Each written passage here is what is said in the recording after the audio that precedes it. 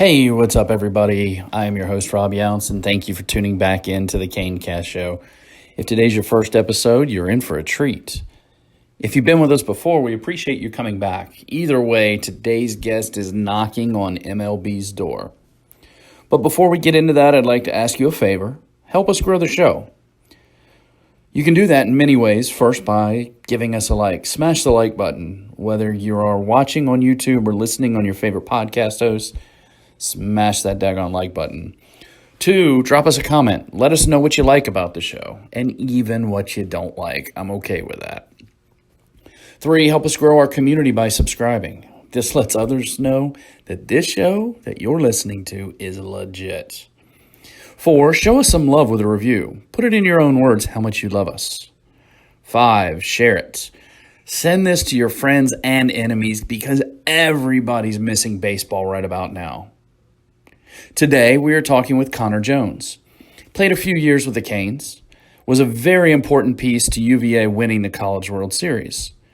He was recently named to the ACC's All-Decade team, much to his surprise. Now, he is a St. Louis Cardinals farmhand who's getting results at every stop along the way. What's the next stop for him? Well, hopefully it's Busch Stadium. Connor dishes on his baseball journey, his hobby of DJing, and his love for the Redskins and NBA's Philadelphia 76ers. He is everything you want your son to be, except for that Redskins part. So it's time to suit up and try not to get thumbed by Connor's sink and run.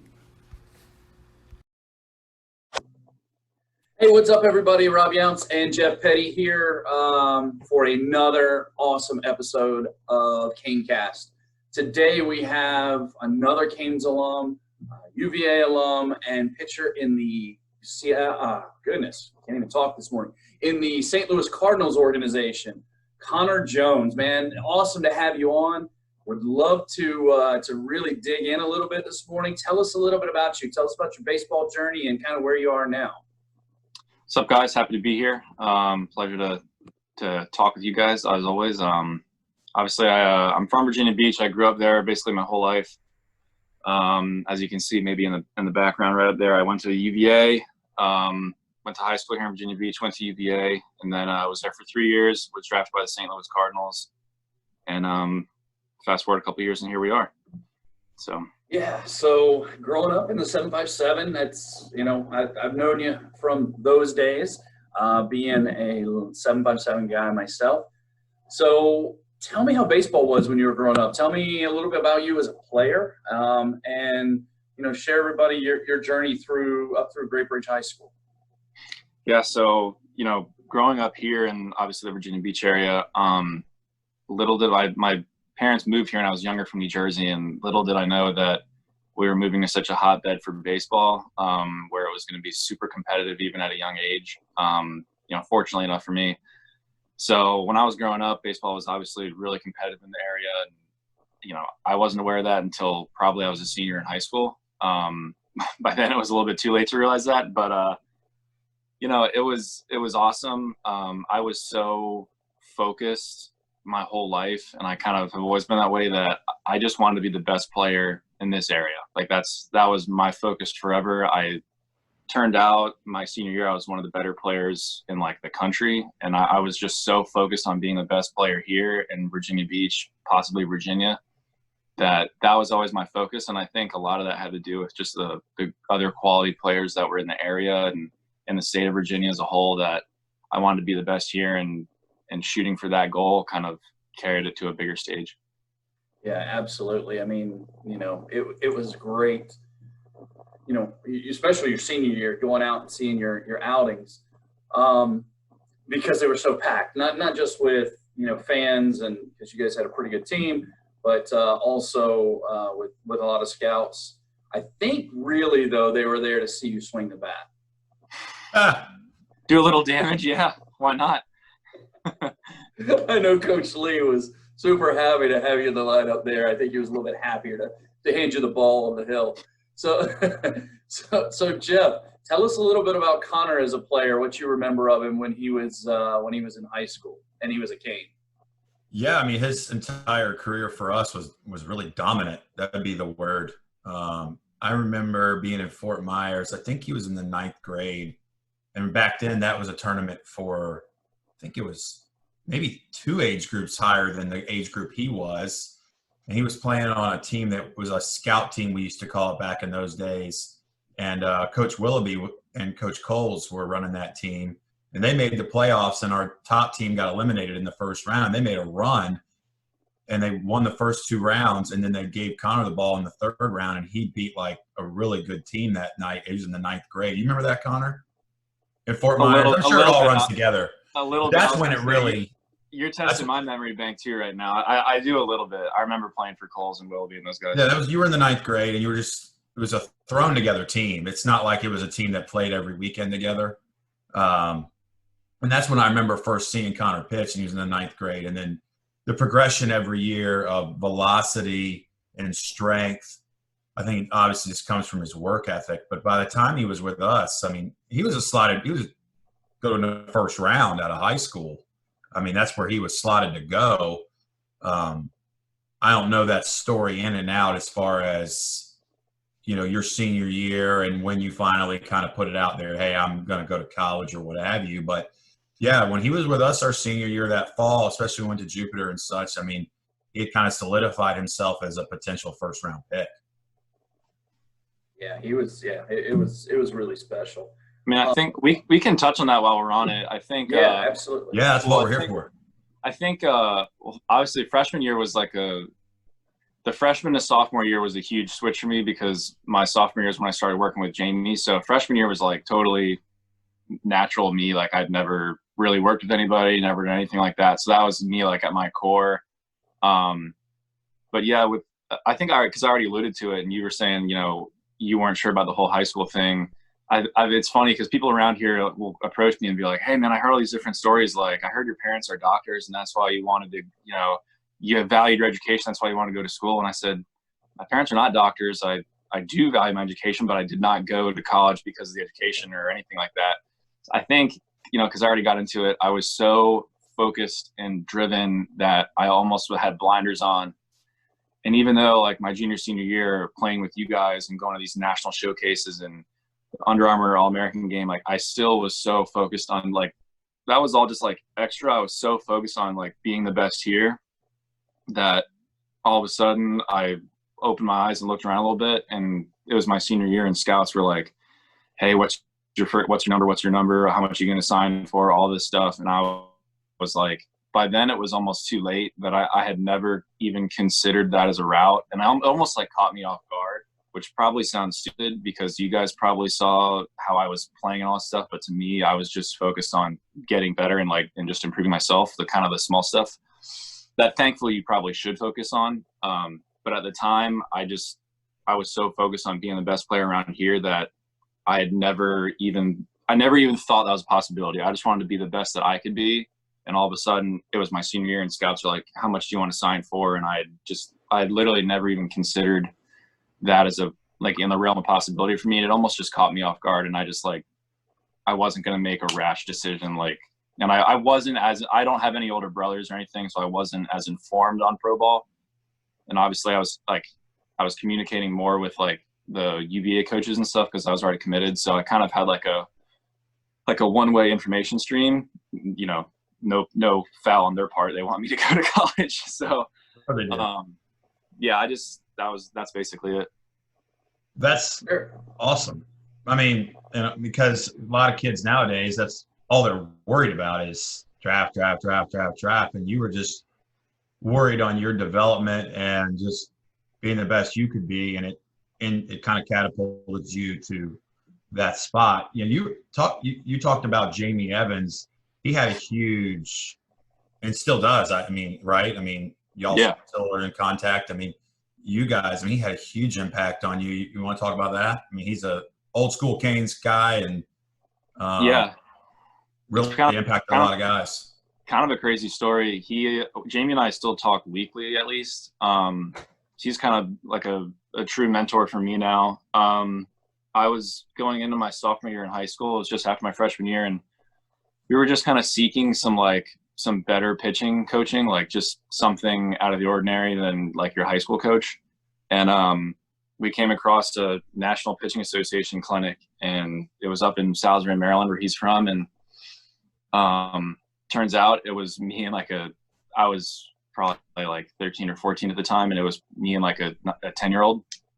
And so it was a 3 or 4 day thing. And so I was wearing my Cane shirt back, I think when we were green and orange, like right when we started.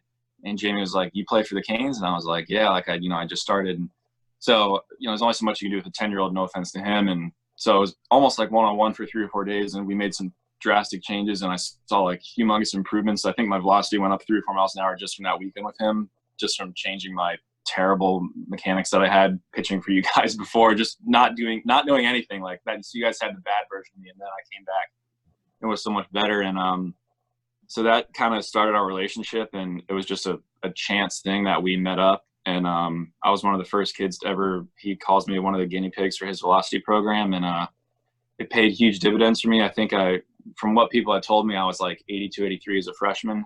And then my sophomore year, I was 88, 89 after like hardcore doing his velocity program. And I've done his stuff ever since.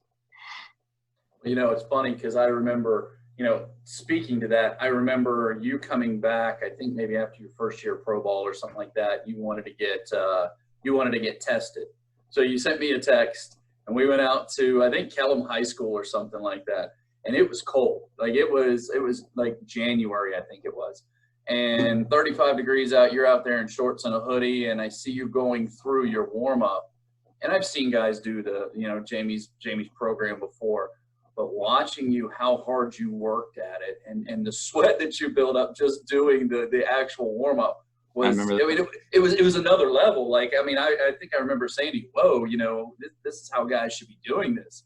I know Jamie talks about that all the time, but the one thing that I guess one of my biggest memories of you were how hard that you worked and the effort that you put in, and everything you did was at 100%. It wasn't like, "Oh man, I'm just not feeling it today." I think that winter we tested once or twice, and every time you're out there, really working hard. Where does that come from? Where, I have an idea where it comes from, but share with everybody, where do you get that from? There's a couple different things. And I think the thing with the heavy balls is, first and foremost, you get out what you put in. So if you just want to throw the balls 50%, you're not going to see any results. Like, you have to practice throwing hard if you want to throw harder. I think that is like most important right off the bat. I think as far as myself, I'm lucky enough where, I've got some pretty good, I'm not even going to say athletic genes in my family, but my grandfather played college baseball. And then my aunt, she played women's basketball at Tennessee for Pat Summitt. And she was the number 1 player in the country, National Gatorade Player of the Year out of New Jersey. So she was an elite women's college basketball player. And they just instilled in me at a young age. Like, my grandfather always used to tell me, no one ever got better sitting on the couch, from the time I was a little kid. And I always took that to heart. I really did. And and even my parents aren't athletes, but they just said, like, they believed in me, and they just said, if you want to get better, you need to work at it. Like, it doesn't, like, you have God-given talent, but it's not just going to happen. You're not just going to magically get better. Like, it's up to you. And for some reason that stuff always stuck with me, and I'm thankful for it. That's awesome. That's really great. And I really appreciate, especially from a little bit of a distance, the drive and the work ethic. That was something, watching you, but also watching how you went about your business. You in your career with the Canes, I kind of saw your process change a little bit pre-game. I saw, there was a little bit more focus. How has that changed now that you're in pro ball? I know your roles changed a little bit more, and we'll get into pro ball a little bit more, but how over the years, how has that developed? How's that approach to pitching changed? I think for the most part, kind of your focus and stuff like that kind of stays kind of the same. There's small tweaks and stuff like that. Now, when it comes to like the baseball stuff, there might be some, tweaks here and there year to year, just coming from something you might pick up in the off season, or, I think if you're not changing a little bit every year. Like if you're not seeking to get better, like you can't rewrite everything every year. That's too much. But I think as long as you're striving to get better, there's got to be little changes here and there. So I think that stuff changes a little bit. Like, the heavy belt program I did way long ago with Jamie is nowhere near the same what it is now. Like that stuff has changed. But I think, the focus and preparation level and stuff, I think that stuff, the intensity still is pretty much the same. Guys, let me say this, man. Youth kids, high school kids that are listening to this, and we've been doing a lot of these. We've had a lot of guys on the last few days. Caring a lot, desire, work ethic is a pretty tried and true formula for success. Like, dude, you just care a ton about what you do. Like, Connor was the DJ at my wedding. He did a bang up job because he cares. Like, you don't do anything that you don't care about. I mean, like, you care highly about the things that you're involved in. Like, I mean, you just do. You're a good friend, good son. I mean, if you ask your girlfriend if you're a good boyfriend, she's probably going to say, yeah, right. Like, you invest in the things that you do. Guys, you people watching, I mean, this guy's been highly successful at everything he does. And I think it's a simple formula. Works his tail off, cares a lot, and his desire is just there. It's awesome. Yeah. I think that's something that I don't necessarily talk about enough or doesn't get talked about enough. And I think it's true is like, I really do care a lot about what I do. Like I'd say I'm a passionate individual. You are. Like I'll be 100%.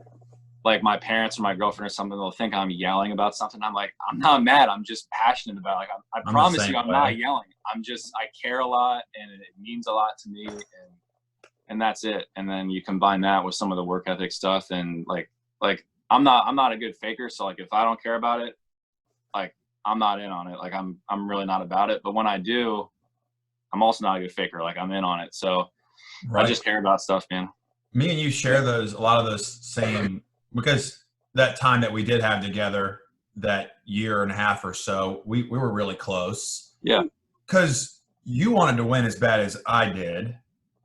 And you would get mad if things weren't going. And you didn't have to be pitching that day. I mean, you had a pitching chart. I mean, you're into it. Like you were invested in what we were doing when you were 17 years old. I remember in Jupiter, our last game, we decided in the semifinal, we decided to hold you for the final. Ended up being a bad decision on our part. And we bring you in a 1-run game. We give up a solo shot in the first inning. We bring you in and you throw 6 1/3 shutout and we lose 1-0. You remember that? A little bit, yeah. Yeah, I mean, I remember earlier in the tournament, yeah. Yeah, I mean, and you were really upset. And you're 17 years old, but again, it goes back to basic principles of who you are. You're invested. You care about what you're doing. Mm-hmm. Yeah, it's interesting you say that because my wife got a chance to meet you, Connor, at Jeff's wedding, and even to this day, when I pull up something on social media, she always comments on how great of a person you are, and comments how good of a DJ you are. And she makes the comment that if and she always says this, if he's half as good of a baseball player as he is a DJ, we're going to see him in the big league soon. So that's always pretty cool. I appreciate that. but the great thing was that was maybe like a 5-minute conversation, and you had that impact on her. She could see, very easily and very clearly, the things that Jeff mentioned, your passion, your heart, those things were very, very evident just in a 5-minute conversation. So, it's a great compliment to you to know that that's how people perceive you. That's how people see you. Thank you. Yeah, man, no problem. So you carry that heart, that talent, all of that, and as LeBron said, carrying your talents to Charlottesville instead of South. Yeah. But you take those to Charlottesville. How was your time there, man? How'd you enjoy playing up there? Charlottesville doesn't have quite the same ring as South Beach does, I don't think. You won a first national championship. Yeah, right? Yeah. No, for the whole scheme of things, it has a great ring to it. But as far as the it's not. Doesn't have the appeal. Yeah. No. Gotcha. No, so obviously, I mean, we were wildly successful there as a program when I was there, and I think, and it's funny, and it's almost like I take it for granted because I was there for all of it, and like that's just what it was. We were successful. There's no like we didn't really know any other way.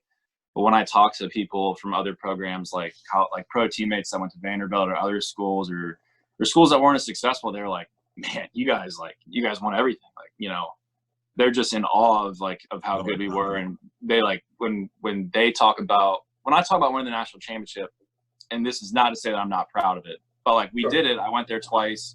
We won it once. Like, I'm not going to say it was like a custom for me, but the other guys are like, man, you won a national championship. Like they like, it's like a, they can't even imagine it. And so it's when you think about it that way, like it's pretty cool what we did when you really think about it. Yeah, absolutely. And you think, you know, look at my recollection of it is you guys never lost. I mean, during your time there, I can't remember you guys losing. And that was just the perception there. So how'd you like playing for Coach O'Connor and the whole program in general? I mean, I know you got a lot of friends, you know, you guys keep in touch. I know you and Alec are down here doing lessons and stuff like that.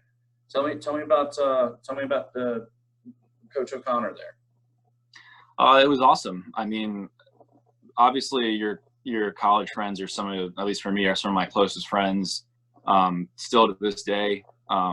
That's awesome. I think Coach O'Connor, it's crazy now to see what that program is, because I was up there this off season and the renovation of the stadium is awesome. It's unbelievable. Incredible. I mean, yeah. I'm almost jealous. Like, man, like this came right after we left, and I understand you had something to do with that, though. Yeah, I understand. Yeah. We were part of like laying the groundwork for that renovation, because there were a lot of guys that laid the groundwork for the program before we got there.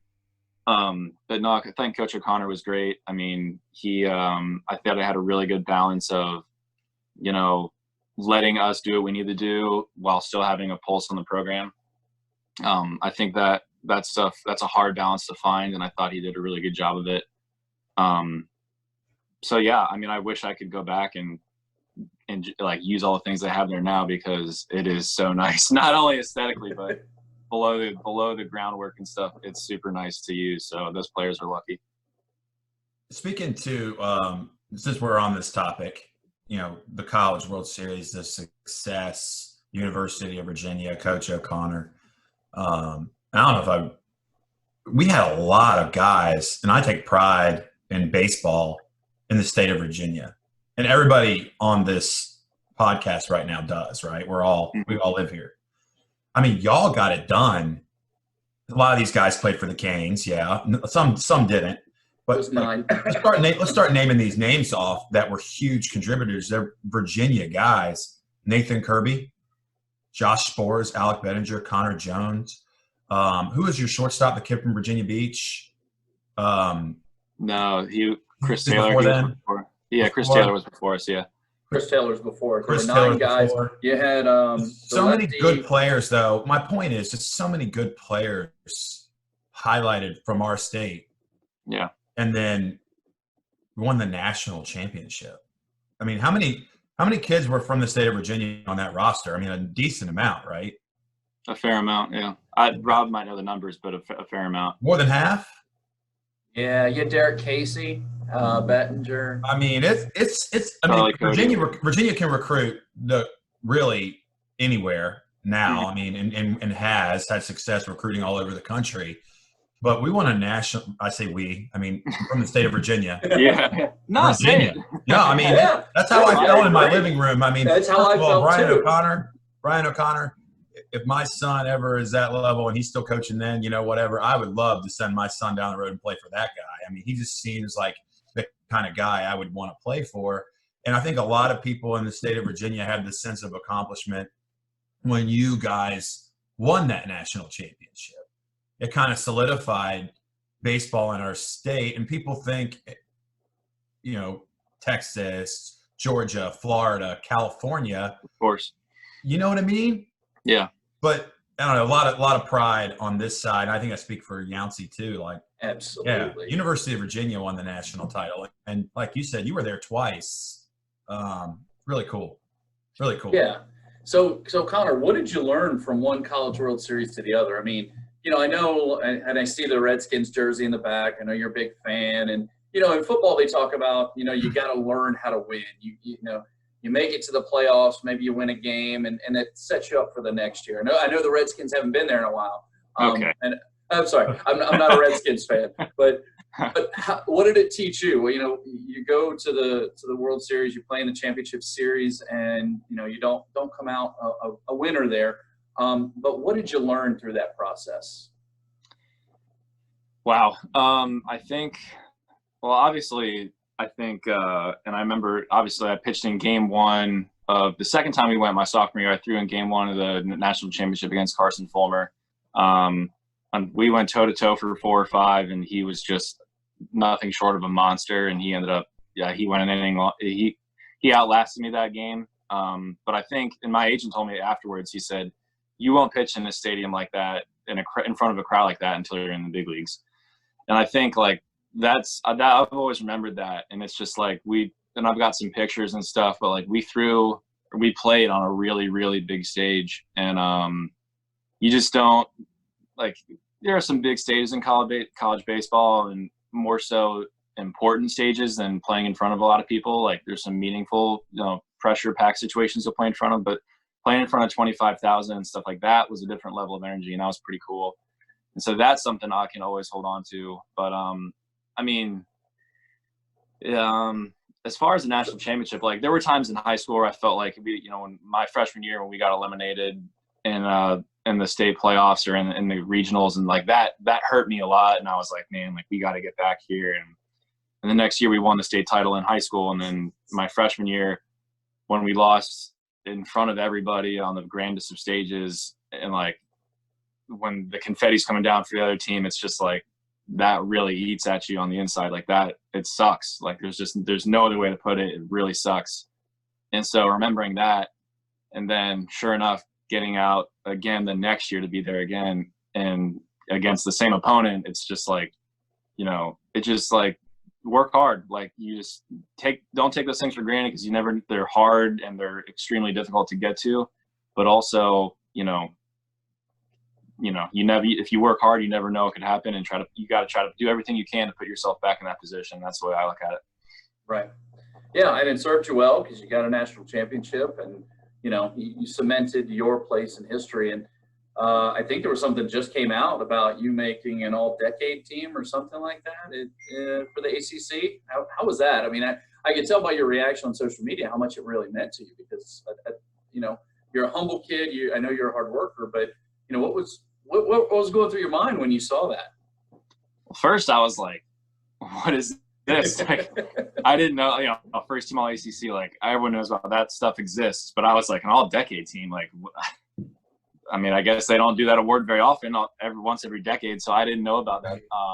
So I was kind of just surprised and almost baffled at first, but no, I mean, obviously I take pride in what I do and where I played and all that stuff, but looking at some of the names that are on that list of guys I played against or knew of, super cool. And being on there with Coach O'Connor and Danny Holtzen, Danny was someone I looked up to a lot. I mean, that's kind of who they were when I was getting recruited. That's kind of who they were pointing towards, like, look what he's doing, look at all this stuff. And so he was somebody I looked up to, and I've got the pleasure to know him now. But him and then Josh Spores, obviously his run through Omaha was just ridiculous with the numbers he put up. So that was, to be alongside those guys and kind of, have another thing, that'll be there forever. That's pretty cool. And just, in general, being recognized for the time and work that you put in, like that, that feels good. Yeah, it was neat to see your reaction, because, and I'm sure it had gone through, your initial reaction, which we didn't see on social media, was probably even greater. But it was neat to see, like, you were, I could tell you were baffled. You're like, wow, that's really cool, but I didn't expect it. So yeah, that's great, because, you had a phenomenal career, but you're also very humble and very grounded. I want to say kid, but you're not a kid. Very humble man. I mean, you don't expect those things. You work hard for them and probably expect them internal, but you're not really as concerned with everybody's opinion and everybody's, perception of you. So you make it into pro ball. How was it navigating the draft the second time? I know high school you may not have been as prepared as you'd like to be, but going through it the next time, you had to know that there was some some hype around you and some real attention that you were getting. How was that process? Stressful, because it was for real that time. Not that my freshman year wasn't for real, but I mean my senior year of high school.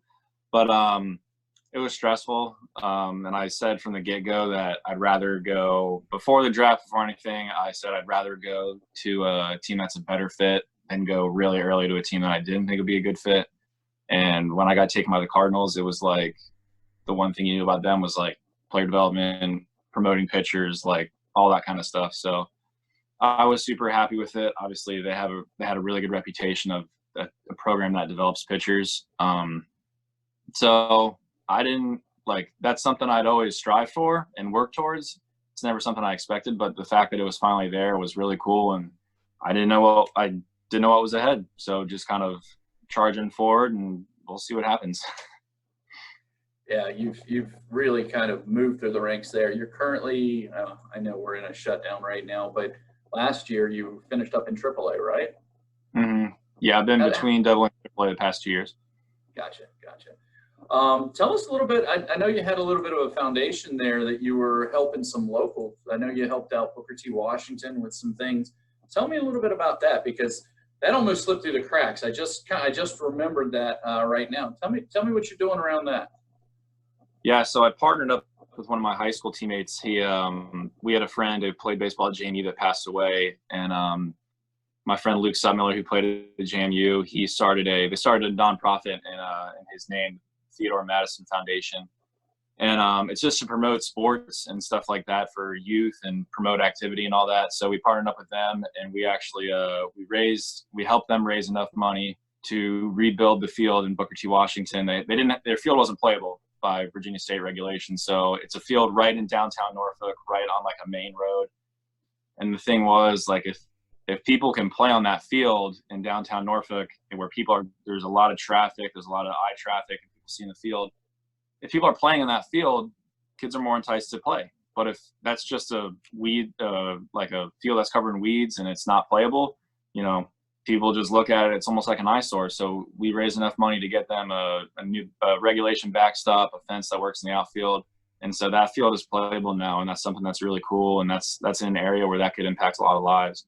So we're pretty proud of that. And a lot of thanks to Luke and the Theodore Madison Foundation, because they did a lot of the work behind the scenes on that. That's awesome. Yeah. And that's not even, just so people understand, that is not Connor's high school. He has no connection to it whatsoever. He's just doing something to make our community better. We see that here locally, and I don't think a lot of people see that outside of this organization, because he's not a big self-promoter, except when it comes to DJing, which we'll get into in a few. But he did this solely out of the goodness of his heart, and because he could make an impact. This was something that was floating around some of the Facebook groups of needing help, and the high school coach there reached out and was asking for help, and Connor and Luke stepped up, which was pretty cool. So Connor, tell us about how, all right, so you get through the draft, you get assigned to your rookie ball team. Were there any things that you could draw on from your time with the Canes that might have helped you, through your pro career? Yeah, I would say the fact that I think the Canes is a unique situation. Obviously, we're not like, I don't know how the scene is now, but a lot of travel teams, I feel like, we're local and practice and stuff like that. And obviously the Canes, you don't really, at the higher levels of the upper ages and upper like talent levels, you don't practice a whole lot. You're just kind of meeting your teammates for the first time. Even if you know them before, like, you're not seeing them all the time. So I think that's really similar to pro ball. A lot of these kids I've never met before, they playing with kids from LSU and Venezuela and Southern California and all over. So, it's kind of a similar dynamic to the Canes, where you just kind of get thrown in together. And then, so I think at least socially, like, just trying to be a good teammate and at least be a little bit open with your teammates, to have like a little bit of a communication, like a friendship or something, just being able to feel comfortable around your teammates, I think is important. And I think if you can do that with the Canes and kind of get used to that, because it's really similar. So I think, that could give you a little bit of an edge just from that standpoint, and playing for a lot of different coaches. And it's a similar organization build. Like Coach Petty is like the GM of a big league org. And so even though you might play for all these different coaches, they all kind of know about you behind the scenes. Like you guys are sharing reports and stuff like that. So it's pretty similar. It's just, you're just younger. Yeah. Right. Yeah, and Jeff, that's pretty much how you designed it from the beginning, right? Bring all these guys together and get them, together as a unit. Talk a little bit, Jeff, about how the Canes have changed. I mean, bring Connor up to speed on some of the stuff you're doing now. Yeah, no, I mean, when you were coming through, as you just said, I mean, weren't a lot of practices, if any. I think after your class, that's when we really started amping that side of it up, where we brought a strength and conditioning coach in, and we made it mandatory that everybody stayed at the same hotel, and we had the bus all the time. We actually bought a bus, and we go off site every game. So if we have a game at 2:00, let's say at a high school in Georgia or wherever, we're in North Carolina, Florida, what have you, we'll go get a field that we'll rent off site, and we'll bus there. We'll take an on-field batting practice. Guys get tons of ground balls. That's every day. And then we do a proper stretch, and then our pitchers are on a schedule. So our strength coach will get with our pitching coach and say, okay, this guy threw yesterday, or this guy slotted to come out of the pen today, or what have you. Everybody's on a schedule. So if we've got 15 arms there, everybody's doing something. So when you were coming through, that wasn't happening. And we kind of take a look in the mirror and say, hey, we've got all these great players coming through. Are we really servicing them at the highest levels? And the answer to that was definitely no back then. I don't think it was any fault of our own. No. I mean, I certainly never felt that way. Well, I know, but I hate it, because it would have been kind of cool to have the infrastructure that we have now back then. But it's no different than you going back to UVA and saying, wow, I wish I played in this cathedral now.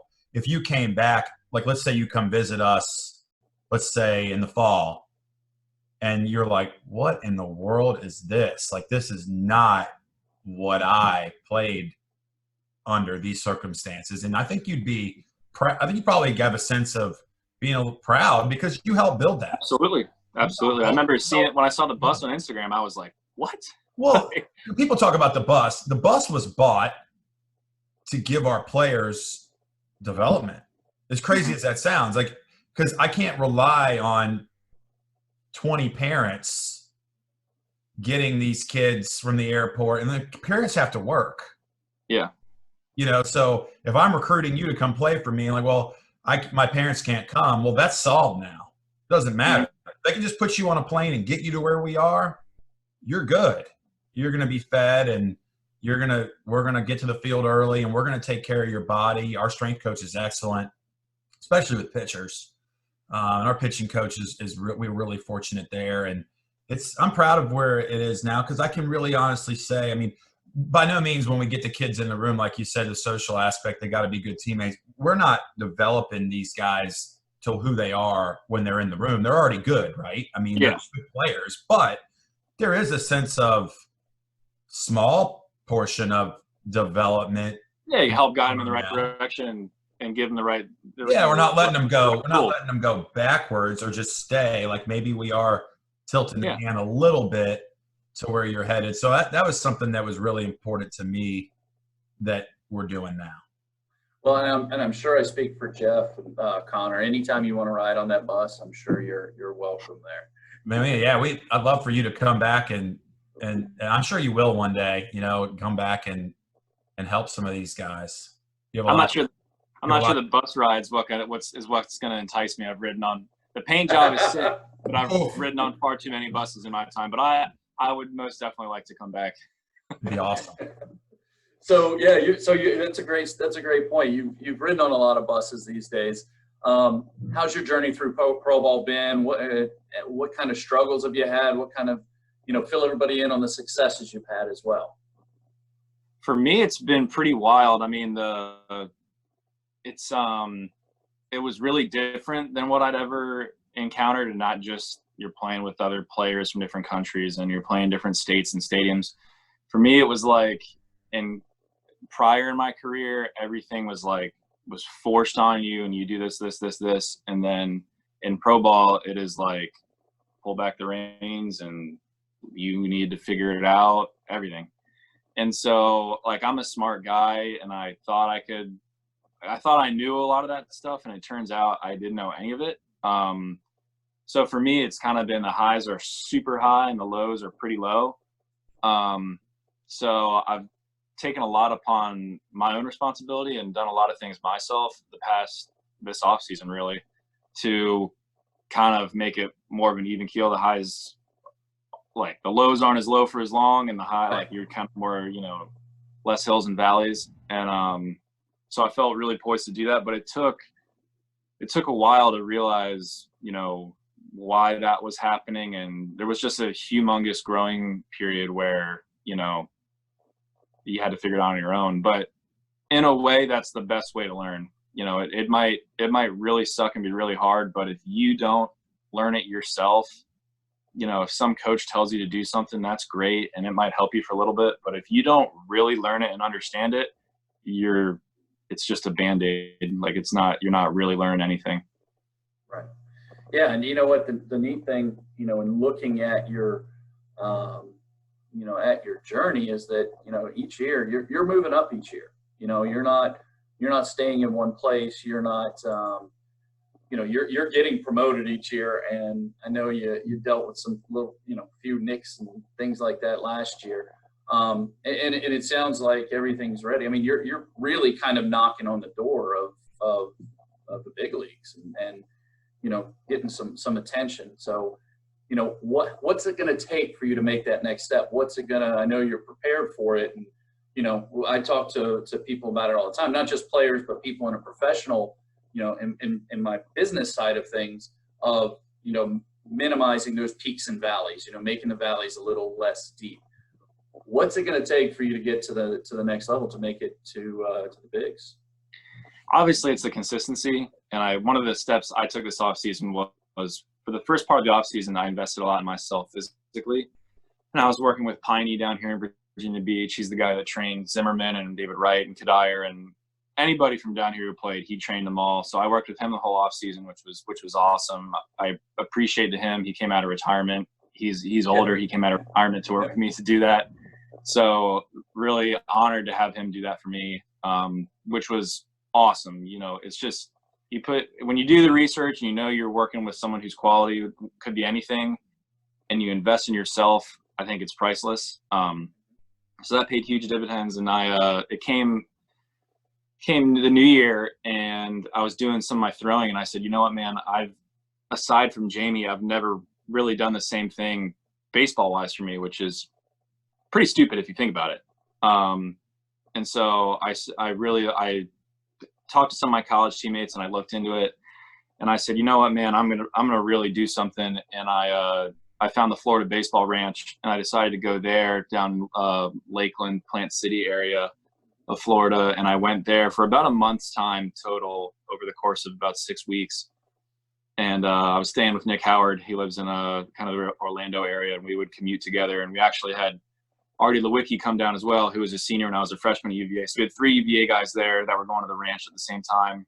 So it was awesome to work with those guys again. But the ranch was a complete eye-opener, a total game changer for me. That's why I was so happy and pumped to go into this year. I threw my first bullpen, and it was the best I'd looked in a long time, and I knew people felt that way. And it sucks we are where we are, but the ranch changed how I look at pitching and throwing forever. It was truly awesome. And the best way I can explain how I was before is the head guy there, Randy, basically said, looking at my motion and stuff, like, you're pretty much like, you were getting lucky as far as like the positioning. You were just figuring it out, and you were pretty darn good at figuring it out. And so when it was explained to me that way, I was like, you know what, like, and it's true. That's not just like his analysis. Like, I totally agree with that.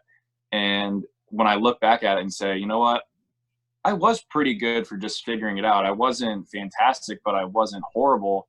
Like, I had some really, really hot stretches, and I was just kind of figuring it out, and getting lucky might be a little bit strong, but I think that knowing what I know now after all that stuff, it's like I've never felt so equipped or knowledgeable about that stuff. So I'm really excited, and hopefully we get back to playing soon.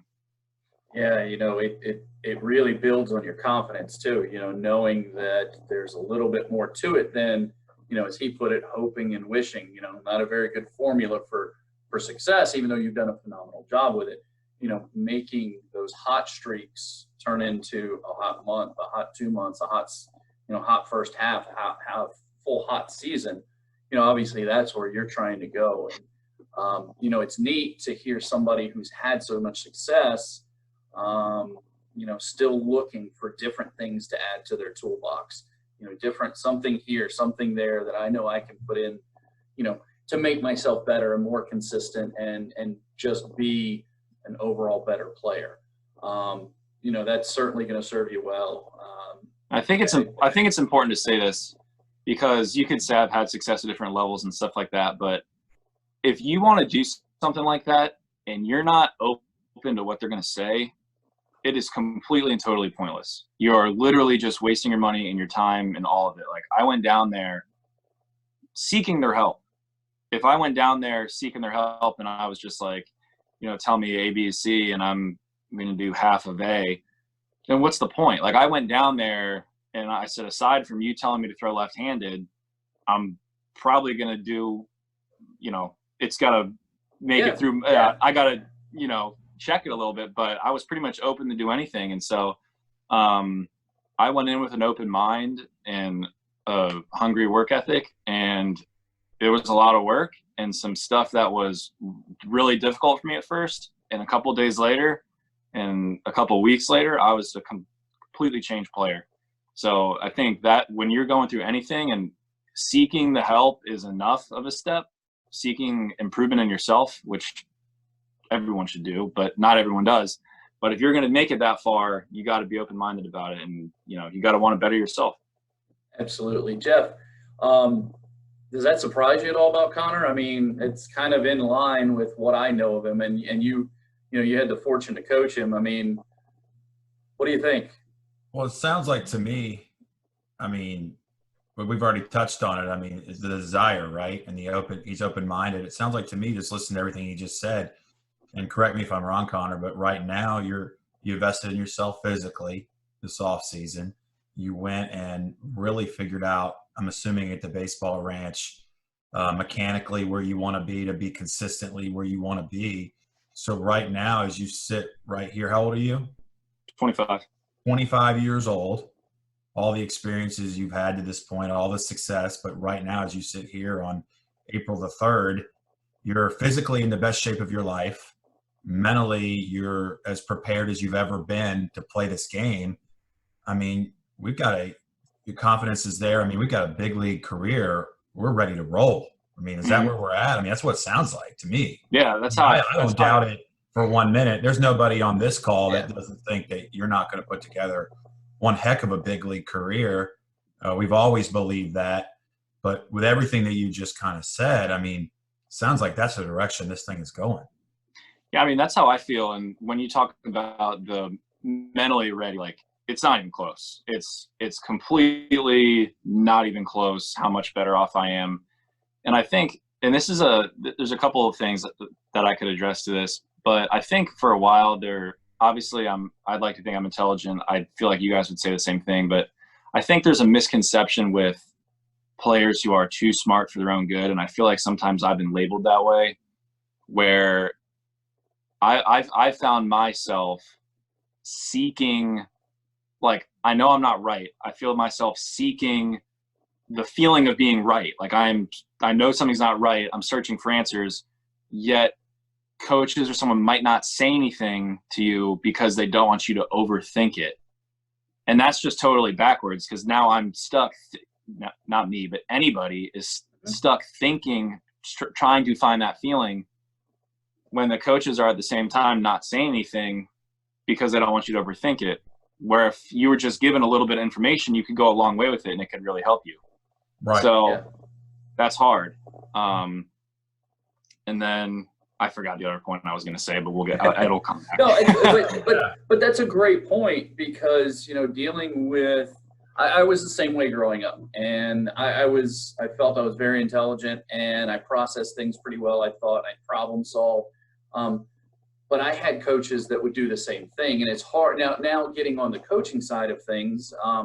It is a challenge, because you don't want to be the reason why somebody gets into a funk or goes down a bad path, and dealing with a really smart player, feeding them the information, too much information might get the paralysis by analysis, and you certainly don't want that. So you try to, at least I know some coaches do, and I did it a lot earlier in my career of coaching, was just feed them enough just to kind of keep them moving down the path.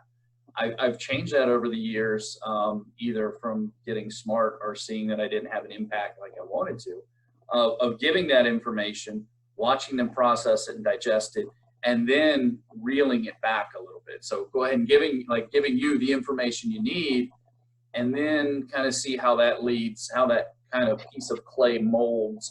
And it might be, we say, all right, let's take this part back for now, and let's just focus on this. For me over the years, and by screwing it up quite a bit, and learning and being smarter about it, I've found it's now easier for me to talk to those smarter kids, because I'll give them that information and just watch them chew it up. I had one, I'm down at 14 and under national level, and I have a couple of, I had one this past year, and we really bonded. One of our shortstops really bonded, and he's constantly seeking information. We do blast motion now for our hitters, and he's constantly texting me, hey, what do you think about this? Hey, what about this? What about this? And it's great.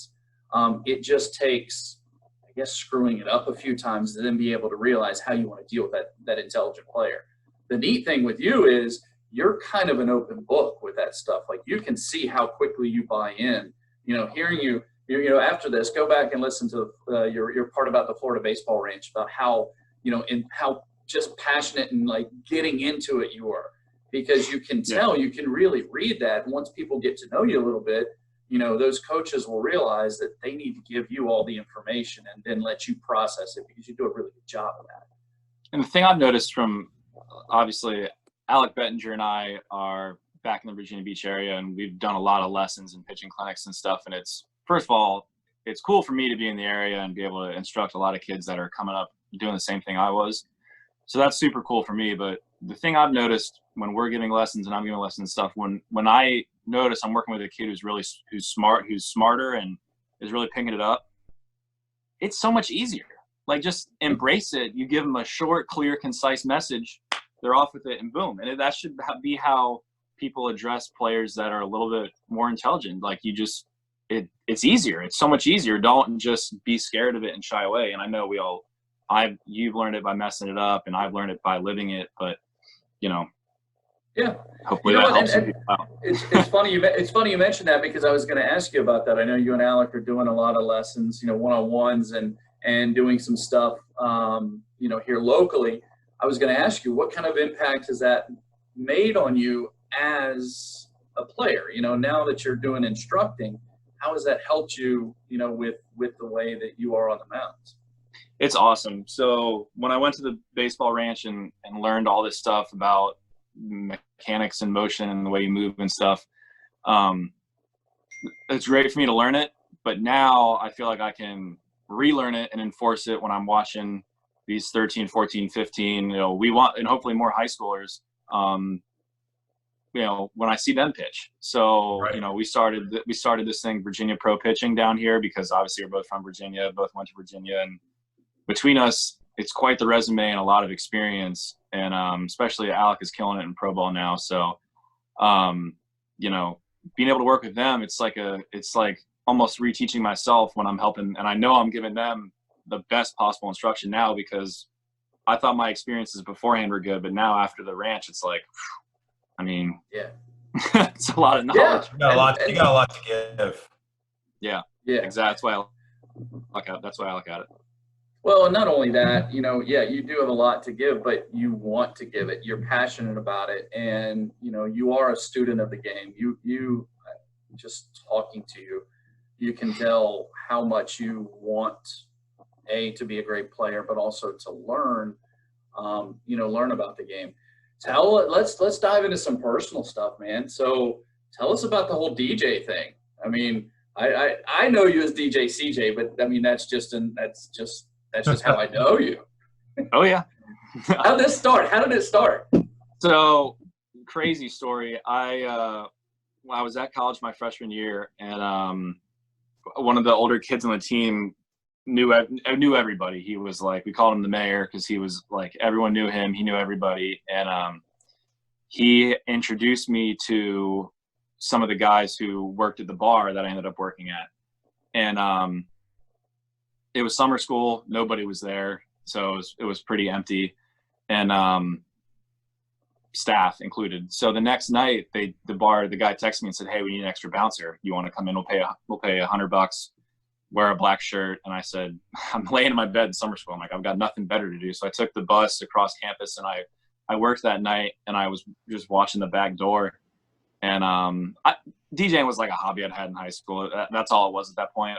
I liked the music and stuff. And so I'm working the back door, and the head DJ comes. Well, I didn't notice. He's just a guy. He tries to walk out the back door, and I'm like, "Hey man, like, sorry, no one can come out here." And he goes, I'm the DJ. It's all right. He goes out back, and we ended up talking for like an hour and a half. He was super cool, and his buddy that he was DJing with was playing, and so we talked for an hour and a half, and I ended up becoming friends with these guys. They were 4 years older than I was, and they ended up kind of taking me under their wing and showing me some of the finer tricks of the trade and helped me polish off some of the skills. And they, without any resume, I basically ended up working my way into a job at the biggest bar at UVA, which their bar scene is pretty extravagant for colleges and for anywhere really. And yeah, and it just took off from there. Like I would jump in with them a little bit, and then a couple weeks later I had my own first night on my own, and then it just, a weekday, and then it just took off. And from what was a hobby, just a total hobby, having fun, like an escape from baseball, almost turned into like a full-fledged business. So in scouting terms, in baseball scouting terms, you have plus feel to get a party going with your music. You better have plus feel to be a DJ, otherwise you stink. It's all feel. If Connor Jones walks in the room, he can take a room with his music, and everyone that's standing around will eventually be dancing. That's exactly right. That better be the result. That's right. I'm firing myself. There you go. So during the shutdown, man, I know you were poised for a big year. I know you were set up, and DJing is gone, from during this time too. Can't congregate more than 10 people. What are you doing, man? I know you're giving some one-on-one lessons here. We joked around about you're wiping off the baseball every time, but how are you staying busy? How are you trying to stay prepared? It's hard. Like I have, throughout my whole career, I've found ways to get in whatever I got to get in. Like we went on a family trip to Hawaii, and I was doing heavy balls in Hawaii, throwing into the sofa cushions, and like I found a way to get it done anywhere, anytime, on cruise ships, doesn't matter. Like I'll get my work in. But it's hard right now, man. It really is. But the thing is, we're all kind of in the same boat. It's just how you deal with it, and you try to make the most of it. So I've got a fair amount of stuff to work out at home, fortunately. I got thankfully some cool new throwing tools from the ranch that I can use kind of I don't necessarily need a throwing partner. But it's hard. I'm just trying to stay busy. I'm hoping that people follow instructions and follow the rules, and this thing goes away pretty quickly. That's really what I'm hoping for. But yeah, I'm just trying to keep myself safe, keep my family safe, and hopefully everyone just stay home. And the sooner we all stay home, the sooner this thing's over with, and the sooner life can get back to normal. If not, we could be like this for a while. So absolutely. I noticed a trend on Facebook Lives. I don't know, that's for older people, I guess. But I noticed a lot of DJs going on social media and putting out shows. Is that in the works at all? It's not in the works. If the people want it, then I'll make it happen. But it's We all might about, be able to, Rob. We might all be able about to demand. facilitate this. That's exactly right. I You was gotta keep thinking you gotta keep them waiting, and then maybe we can make it happen. So if this is what I tell people you what. want, then I can get it ready. We'll do that if Jeff and I can be the bouncers. Yeah. The bouncers for the gathering of less than 10. That's a pretty easy gig. Well, for your virtual show, we'll just be Okay. the guys at the door making sure. You can patrol the comment section and make sure See, there you go. Now There you you're go. thinking. Or maybe Yeah, we we could do a Zoom party and Connor can DJ. That's right. That's exactly right. There's no telling where we're going to be in a few weeks, guys. That's the first. Yeah. All I options. know, right?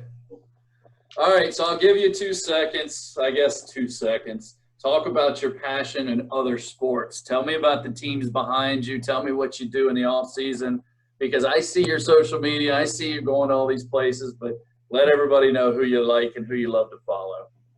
I mean, I guess right there, the Redskins and Sixers, people talk about my sports taste being – I grew up a Red Sox fan. People talk about my sports taste being totally sporadic. I just adapted my dad's sports likes. He grew up in a military family and moved around a lot. So he kind of had the freedom to pick who he wanted to like since he was moving around.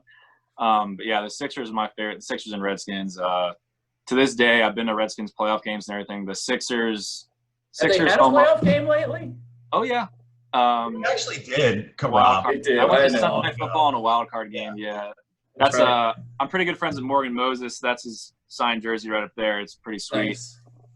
UVA guy, thankfully. But no, the Sixers home opener 2 or 3 years ago was Kyrie's second game as a Celtic. Celtics had Sixers home opener. Still the best sporting event I've ever been to. And live sports are my thing. Like some people like going to concerts, and those are great. No, I don't dislike concerts, but I spend my off seasons trying to go to live sporting events. That's like what I like to do. And the atmosphere in Philadelphia is just electric. It is unbelievable. And I hate the Eagles. I just cannot stand the Eagles, but the Sixers, they're my ride or die. So People are passionate about their sports in Philadelphia. it's scary. Like that opening night game, we left. My aunt and I, she lives pretty close to Philly, and she's a Sixers fan, so we go to the games together. And we were leaving, and it was I think it was a Saturday night, and that Monday night was Redskins at Eagles Monday Night Football. And if you've never been to Philly, the baseball, football, and basketball arenas are all right next to each other. And so we're walking out, and the fans are chanting like, screw the Redskins, let's go Eagles, and walking out of the Sixers game. Oh, wow. And so I was like, I tell you what, I told my aunt, I said, I'd feel pretty confident wearing a Redskins jersey anywhere. I said, you couldn't pay me enough to put one on right now. I mean, no way. Yeah. No way. They would have strung you up. Yeah. We wouldn't have you. No. So, all right. So that's your off season. Now, I guess some parting words. Tell us, the kids that have been watching this, the guys, even – so now we have youth teams, which you may be aware. We have some in the 7x7 Canes teams, young guys all the way down to 9U, and then your high school level kids. You've been through this. You've been successful. You're knocking on the door of the major leagues, and we fully expect you, as Jeff said, to have a nice, long, prosperous career. What kind of advice would you give to youth players today? I know you give a lot of great advice to the guys that you're doing lessons with, but to our Canes kids that are out there watching, and maybe even some of the parents, what kind of advice would you give? I mean, the advice is to the parents and just as much the parents as it is the players, because oftentimes the kids, depending on how young they are, don't even know what's in their best interest. It's really up to the parents. Fortunate enough, I had parents that were well informed. They might not be baseball people, but they were well informed on it, and thankfully they instilled some of that in me. But really 2 main things, and I want to say them both so I don't forget them, and then I can expand on it. Have fun, and your coach can't want it more. You got to want it. Your coach can't want it more than you do. And so with have fun, obviously things have gotten a lot more serious with baseball and the recruiting process and all that stuff. Even since I was playing, I thought like I recruited early and it was hardcore when I was going, but it seems like it's gotten even more so that way now. Have fun. Play other sports as long as you can. You don't need to be baseball only. You don't need to be pitcher only at 10. Like that, when I hear stuff like that, it's just ridiculous. A huge thing about baseball and pitching is being athletic. Go play basketball, go play other sports, you know, go do whatever you can. Have fun with it. There's so many things, like where baseball's a job now. I still try to have fun with it, but it's a job. Have fun as long as you can, because at some point it's going to get less and less fun. Hopefully never, but it's serious, and some people can get caught up in that, especially the parents. You can't make it like so serious for your kids, because you're just going to suck the fun right out of it for them, and they probably won't want to play baseball anymore. The second thing is you got to want it. Like if Coach Petty wants you to be better than you want to be, it's never going to work. It's never going to work. You might be super talented, but if you guys want Jimmy to be better than Jimmy wants to be, it's going to be super short-lived. And I feel like, you know, parents might pressure their kid into playing longer or being hard on him. Like, be supportive, you know, be constructive. There's so many negatives in baseball. You don't need to be tearing it. Why'd you go 0 for 3 after the game when you're eating dinner back home? Like, Right. There's no point. It's just negativity, and there's too much negativity in baseball as a game. So the kid's got to want it. If he wants it, then help him chase his desires and dreams. But if you want him to be the next Derek Jeter and he would rather play basketball, let him play basketball, because it's never going to work in baseball if he doesn't want it. So No doubt. You know, Connor, we started this and we talked about it this past winter because we wanted to help our kids. We wanted to get more knowledge to them. You know, during the shutdown, you know, that became even more valuable, or has become more valuable. And to have people like you come on and share not only your journey, but looking back at it, you know, reflecting on where you've been. And I know you do that a lot, because your hometown where you grew up really matters to you. I think that having you on this is going to make a lot of kids better. We've known what a great person you are, what a great, what just a great player you are as well. But to give everybody an insight to you of how you go about your business and how you approach life is going to make a ton of people better. And I know you've never been about this, but you're making a lot more fans. You're getting a lot of people on the Connor Jones train that may not have known who you were before, because they may be outside the area. But you have, I don't know that you have, other than your family and probably your girlfriend, 2 people that are rooting for you more than Jeff and I. We cannot wait for you to bust down the door of the big leagues and make your debut and stay up there for a long career. Man, it's been an absolute pleasure today to have you on. You know, I know you do some great things here locally in the area, and I can tell you it does not go unnoticed from us here. But if there's anything we can ever do to help you get to where you need to go, man, you can call on me or Coach Petty at any time. We will be there for you day or night. You epitomize family. You epitomize all the values that we want our players to have. And just want to thank you so much for coming on today.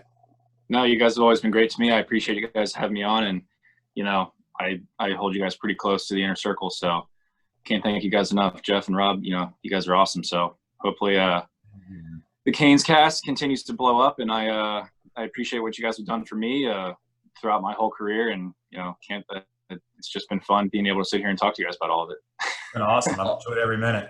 Yeah. Hey, real quick, last thing. If kids want to come to Virginia Pro Pitching, how do they reach out to you and Alec? We have a Facebook page now, VA Pro Pitching. That's also our email account, vapropitching@gmail.com. But yeah, our Facebook page, probably you can see some of our stuff there and find our email there, and, you know, I'll make sure to put it in the show notes, and then that way everybody knows how to reach you guys, because Definitely. I would not recommend any 2 guys more than you. You're both awesome. Not only are you're great pitchers, but great people. Thanks so much.